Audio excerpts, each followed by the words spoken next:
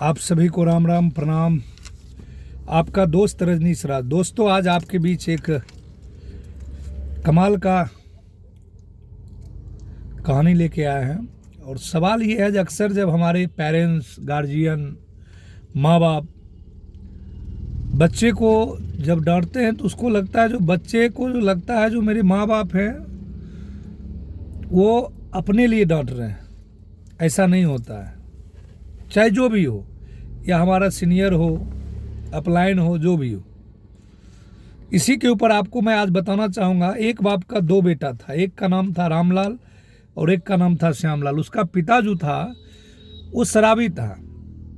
शराब पीता था, अपने माँ बाप, अपने बच्चे को, बीवी को गाली देता था, मारता था। उसका जो बड़ा बेटा था उसने भी अपने पिता के ही तरह शराबी निकल गया।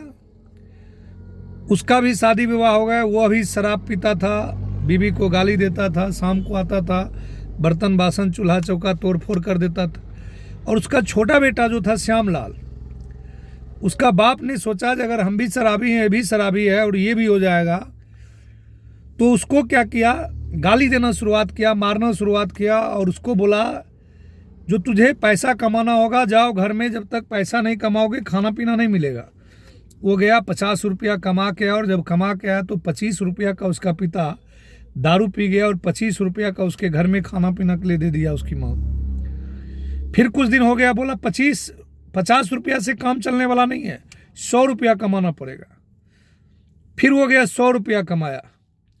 फिर कुछ दिन बीत गया, फिर उसका पापा कहता है 100 महंगाई का दौर है, इस 100 में से काम चलने वाला नहीं है, कम से कम 200 रुपया डेली का चाहिए।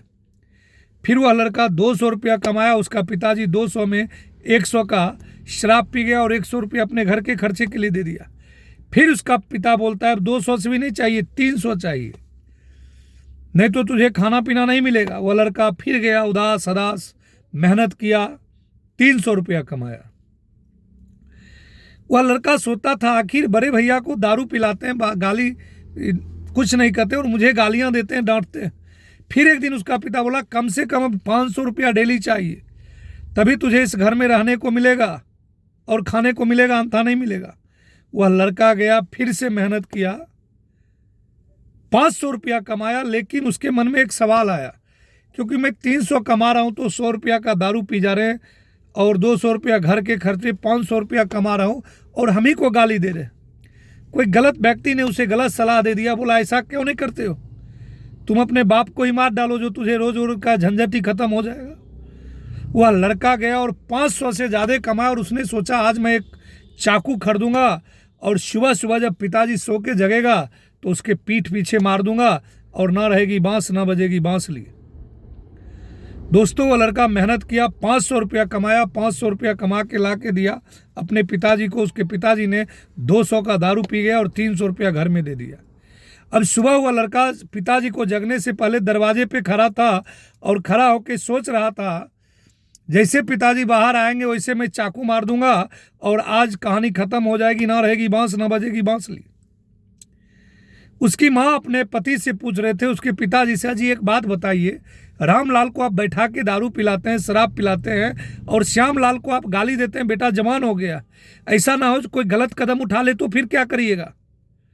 उसका पिता जो जवाब दिया, मेरे दोस्त, सुन के वो लड़का दंग रह गया।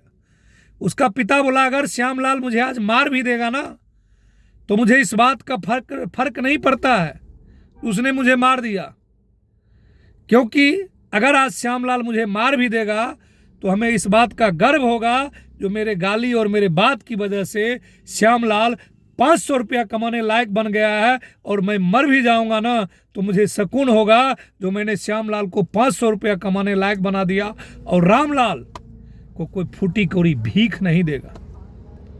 यह बात जैसे ही सुना, श्यामलाल अपने पिता के पैर में गिर गया मेरे दोस्त। और उससे लग गया, जो पिताजी अपने लिए नहीं मेरे लिए गाली दे रहे थे।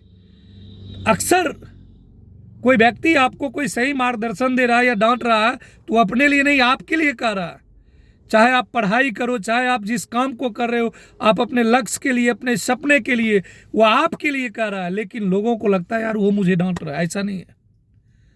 दोस्तों, ये बातें अपने जीवन में अगर आपने लागू कर लिए तो आपको कामयाबी से दुनिया की कोई ताकत नहीं रोक सकती है।